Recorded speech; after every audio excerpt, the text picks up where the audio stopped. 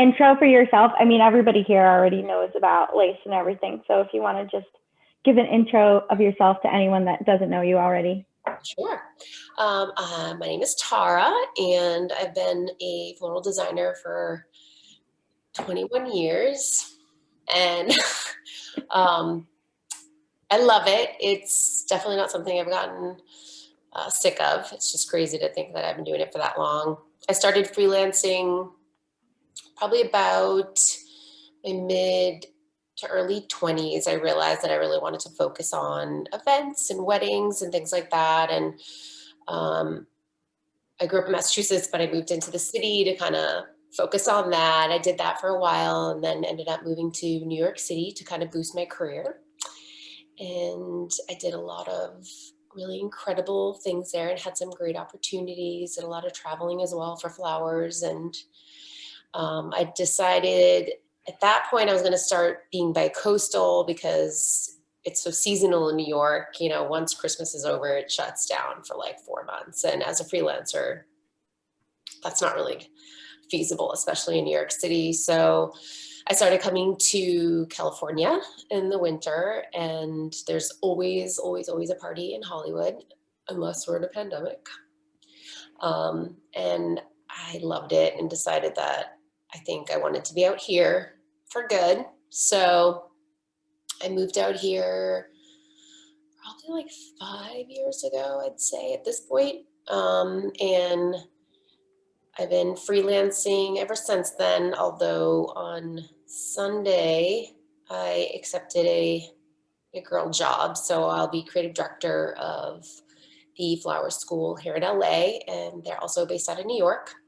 So I'll be focusing on running that school and doing teaching and traveling to teach. We go to Mexico City a lot and Holland and places like that. So it's good. It's good for me as, you know, labor. My job is very labor intensive with events, and it does a number on your body. So I'm kind of excited to focus more on design and to teach young designers about the event life and let them go do all the hard work, because I just don't recover the same anymore. I just did a show, which is, and I'm actually go back tomorrow, but for HBO for Full Bloom, and it's just intense. It's a great life. I love the pressure. I love the hype of it all and the excitement and trying to get everything ready. But sometimes I have the next day where I can't move because of my poor knees and stuff like that. So I'm excited to try a new chapter. And I actually love to teach. So that's why I ended up starting these classes last year during the pandemic. What I will do is I am going to first design with the drieds for those that got the kit. And what I'm going to do is kind of go through it step by step, what I'm using, why I'm using this, angles and all of that. And I want you to kind of watch and just take it in and not design. And then when I'm done, it's going to be your opportunity. And then that gives me time to help you guys out. But I really want you to kind of just take in what I'm saying, because it's hard to, sometimes you focus on trying to get things in the right spot, but then you're missing the next thing. So I've learned that me doing it first and then going back, and any questions you have, then I can focus and answer those for you. And for those that are doing fresh flowers, same concept. Like, I gave you all the substitutes to try to find, and we'll just go through that. And any questions you have, you're like, oh, this isn't really similar to what you have. How do we make this work? And we can totally figure that part out. That will be really easy. So if you don't have any questions before I start, I'll get going. You can't ask me things like, if I'm in the middle of design, you're like, well, why are you doing it like that or whatever, you know, certainly don't hesitate to ask. I don't mind any questions, a million questions, and none of it bothers me. It's the only way you're going to learn. And then if some people are note takers, I left some space at the bottom of your recipe card if you do want to take notes. And the only other thing I think I left off your recipe card is pampas grass. So I will remind you of that when we get to it.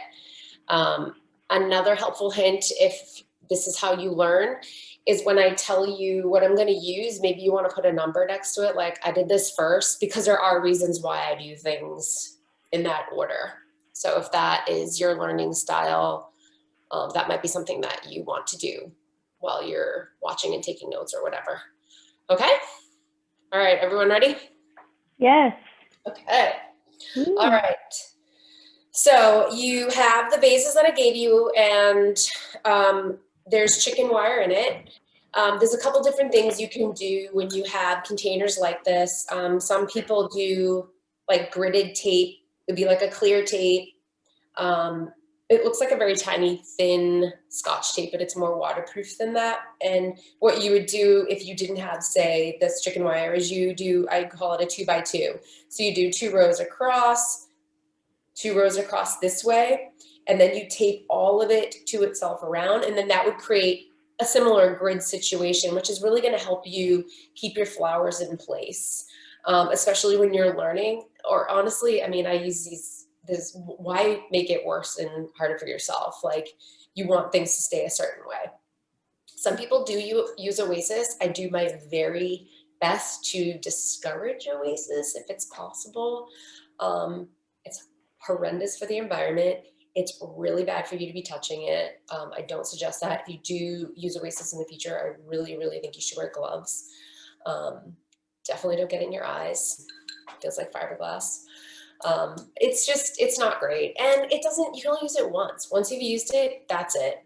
And there are situations where you're like, well, I have to, if I'm, setting up a wedding chuppah at a golf course. Yeah, I need that stuff in water. We have to do them here, and you're on a golf course and it's 100 degrees out and there are no other options. You need that to last. And so in those cases, you got to do it. But something like this, it gets to drink the water so much better than it does with the Oasis. So that would be my suggestion. What I like about the chicken wire the most is when your arrangement's done, if it was a fresh flower, you just take it out, put it in another one. Like you can just keep reusing it. And when we do it for events too. So anytime all the vases come back after an event, we'll take out the chicken wire, set it aside, and you just reuse it in a different vase, and it's fantastic. So that's my suggestion, or the gridding. The first thing I'm going to use is this foliage, which is called ruscus, Italian ruscus. It's typically just a very beautiful dark green color. This is bleached and preserved. The one thing that's kind of nice about this type of preserved foliage is you can kind of move it. Now, with that being said, just still be very gentle when you're moving like the little arms around to get it into your position. While you can move them, it is still real and it's dried, so it can break. So just be careful. You should have, everything is varying on sizes. Like if you had one stem, it's because you had a really thick stem, and you can cut any pieces you want. The reason we're going to use this first is we're really just kind of get that base in the vase, and this is going to start to hold all your other flowers in place. It's for this style, you do want something like this where you have a base to kind of get you started. So if you have any fresh flowers, you could do lemon leaf. You could do Italian ruscus. There's another green called Israeli ruscus. Any type of foliage is really great for that. It's not going to be your main flower, and once you have everything in there, you're not going to see it a ton. It's going to be more of an accent. So the first piece I'm going to do is, everything I always do is always going to be put at an angle. You never want anything that's super up and down unless you're doing a very specific style arrangement, and those are very challenging. So I would say try to keep in mind that always putting your stems in at an angle. And you're just going to start to kind of create, I find that moving your vase around is helpful so that you get all the angles. So for me, what I would suggest is so I put one in at an angle here, and then I'm going to put another one in kind of going the opposite way. And then because I cut my stem, I have these little shoots. And when you cut a stem, if you're doing it yourself, you want to cut it so that you're kind of at the very end of the piece so that whatever you cut off has a long stem to kind of get into your base, and then you're keeping this short so it's not sticking out. How long does it take them to bleach something like this? You know what? I don't actually know, because like I buy, so at the flower market here, there's two companies that I love to go to that sell all fresh flowers, but they have a cold corner that is dedicated to like that preserved bleaching and drying situation. It's not the same as drying. You know how some people will hang like roses upside down, that whole thing. Right. It's not like that. Like you do that and it's pretty, but you can't touch it. Like if you touch it, it crumbles. Yeah. This is very different, this type of situation. I'm going to guess it has to do with a lot of machines and things like that. Certainly nothing that I've ever tried or am capable of doing. It's probably something you could look into if that was an interest of yours. I was only wondering because you said that that's usually like a very dark green, and I was like, that seems like it's totally bleached, and they'll do that. Like, yeah, like the same for that hydrangea that you have. Is bleached too. Like if you looked up the stem, it's probably white. It is. It's white, which is not. I mean, like that's just what they do. But it's what it's doing is essentially sucking out all the chlorophyll color right out of everything. How it doesn't kill it, you're getting too scientific for me. I'm not sure. Nobody knows. I don't know. But people are also saying I know how to care for plants. I'm like, no, I kill them. And I cut things apart. So I'm just taking my small pieces and I'm just kind of filling in because I really just want to get a base situation here. So this is, let's see here. I'm also, another thing you might want to do, because you know if you're new to this, is maybe save one of those bottom pieces or a piece for the end, because all of a sudden you'll be like, oh, I have this what I call bald spot, and you want to kind of hide it. So it's nice to have those little features to like tuck in at the end. So just to start, it's nothing special, but you know, I have a piece here going up and over here, and I just put another small piece down here. And this is essentially, you can see, is really filled in the center. So you don't see a lot of my chicken wire. Mine already doesn't look like that. I'm starting off pretty strong here. Oh, well, okay. So it's fine. You just want to cut it shorter. Okay, got it. If you cut it shorter, so like you don't want this to be something that's going to be your focal point. You want to keep it on the shorter side. So basically what I would say is some of the pieces inside can actually be put, because this isn't a fresh flower. If this was a fresh flower, you do not want your leaves in the water, and never do that. Okay. But because we're not doing that, we're doing dried for this particular arrangement, this works to your advantage. So basically is I have a couple of mine that are kind of tucked in, and they actually hold your pieces in a lot better. And that is a nice little benefit to doing dried. But when I do my fresh, you clean every single stem. Yep. What Joanna would be doing, because you want that water to stay as fresh as possible. Thank you. Yeah, of course. So the next thing that I'm going to use is my hydrangea, and you all have a piece. I have sad little broken parts, but I'm going to make mine work. So for the hydrangea on this type of style, I'm going to have it clustered into just one section. You all have one piece, but basically this is going to be kind of your front focal part. And what I'm going to do with mine is I want it to be in the front, but I'm going to slightly kind of put it over a little to the right. Nothing crazy. I just want to offset it a little so it's not so centered that it looks dead on perfect, because you never really want your arrangements to look perfect. It's going to look perfectly beautiful, and you want it to be organic looking. So I have my one piece of hydrangea like you all, and it looks like this. Okay. All right. So these alone is already starting to hold, and it's going to make having other like thinner stems like the baby's breath and stuff like that so much easier to stay in. So the next thing we're going to do is our spear palm, or accordion little fan. These were kind of this like beigey color you can see on the stem. I wanted it to be a little like kind of greeny gray color is what I was going for. So there's a floral spray that you use, but it's more like a sheer kind of like tint. So I did a quick overlay of it just to kind of get that color. I was a little sick of the whole like beige thing. I feel like I'm doing a lot of that lately, and I wanted a little change. So what I'm gonna do is, now I'm going to put my spear palm in. I'm gonna go, if I'm focusing my hydrangea a little off to the right, I want my spear palm to be focused more towards the left, and it's gonna go behind the hydrangea and in front of that ruscus that I put in, like that.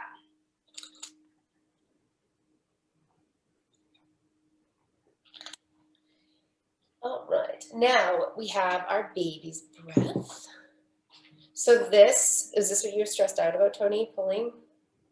Okay, baby's breath, it is bleached, it is preserved. However, it is probably the least pliable thing in this kit. Baby's breath is a mess when it's fresh. It's just the way it is. So just be kind of delicate with it. I gave you plenty. You can use all the pieces I gave you. You can use 2, 1, whatever you want. It's really just an aesthetic thing. But this is going to be essentially going to give the arrangement a little height, but it's giving it airy height. So it's not going to be something that's high and chunky and kind of distracting. It's going to be more wispy and pretty. And we're going to put that kind of basically tucked in behind the hydrangea, but in between the ruscus, but above it. So it's going to have that nice, pretty, airy, feminine kind of wispy look to it.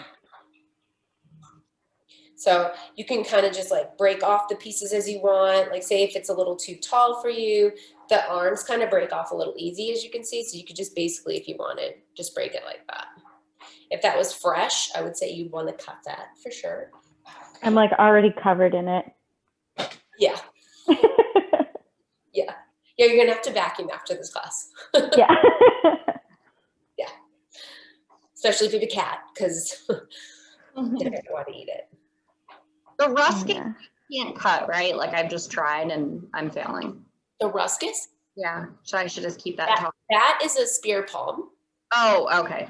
You should be able to cut it. It might be your scissors. So what I would suggest is if you, here, let me get another one. All right.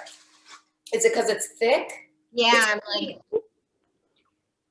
Okay, so you know what you can do first is find where you want to cut it and actually, let's see.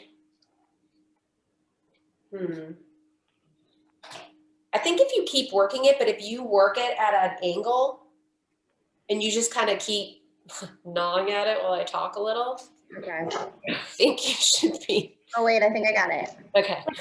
Just get a saw. An angle helps. From both sides and then like snapped it. Okay. Because again, that's the benefit to it not being fresh. You can just whack it.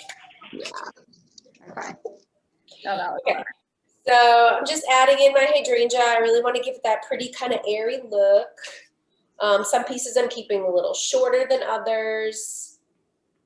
And I'm just tucking it in with that ruscus.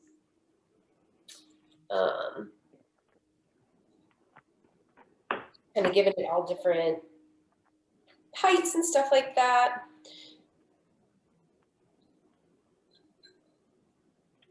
And like, this is something where like, you could put it in, you know, you might like that height. And then as you're kind of designing a little more, you can still kind of push and pull a little of it out and just kind of play with it as you go. Cause like, it's going to look really tall and kind of strange at the moment because you haven't filled everything else out yet. So don't be weirded out by where it would be at this point. And it's only going to that one side. Yeah, it's this style is mostly going to be kind of clusters of things. There'll be a few things that move around, but for the most part, I'm keeping things clustered.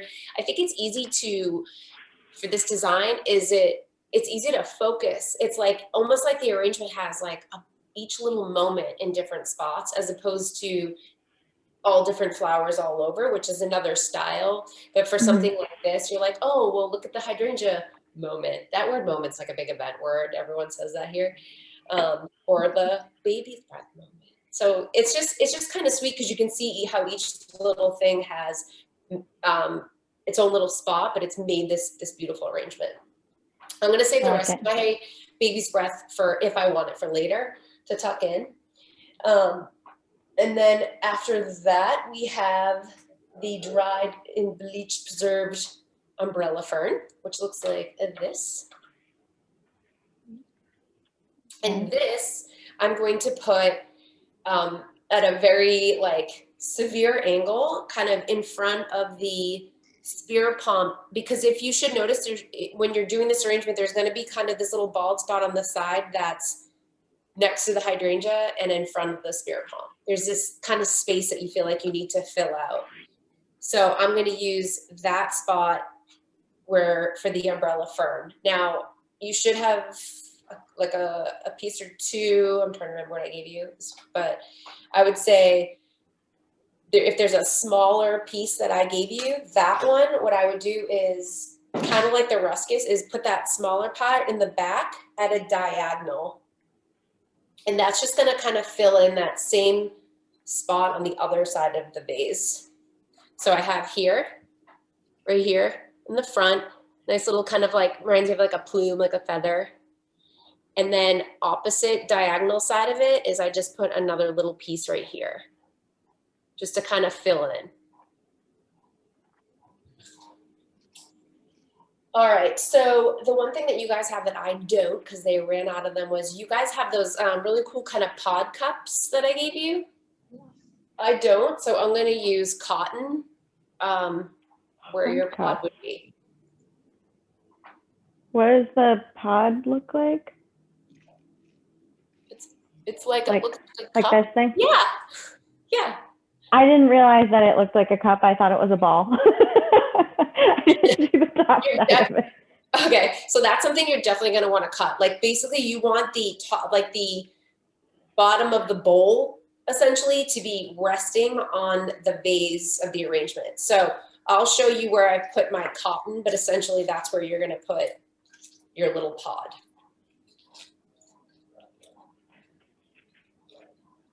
It's nice that our neighbor's dog always alerts us when the mailman's coming 7 houses away. Okay, so the pod is essentially going to be offsetting the back of the arrangement, like where the hydrangea's in the front. The pod is going to be in the back opposite side. So center a little to the right on the back side. So like this. So that's where your pod would go, is where my cotton is, right here. I have so many notes. That's great, but you can ask all the questions and I'm totally going to help you. Okay, and then what you don't have on your list that I think I forgot to put on there is pampas grass, which looks like this. It grows crazy all over this state, and sometimes like up in Marin County near like the Bay Area, this is like this beautiful like mauvey color. I've literally like told my partner to pull over immediately on the side of the road so I can go cut it off the highway. Like,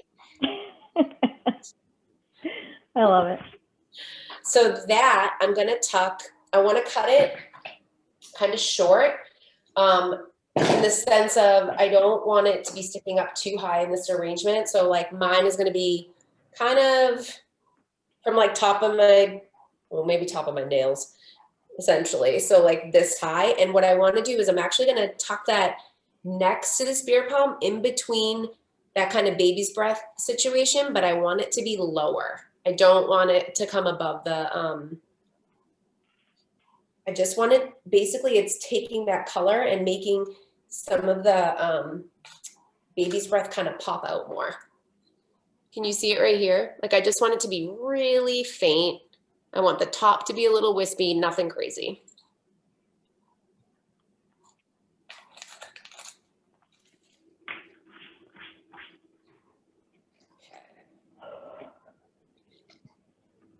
And then we have just 2 more things, and these are kind of like your accents. So we have the bunny tails, which I think are the cutest things ever.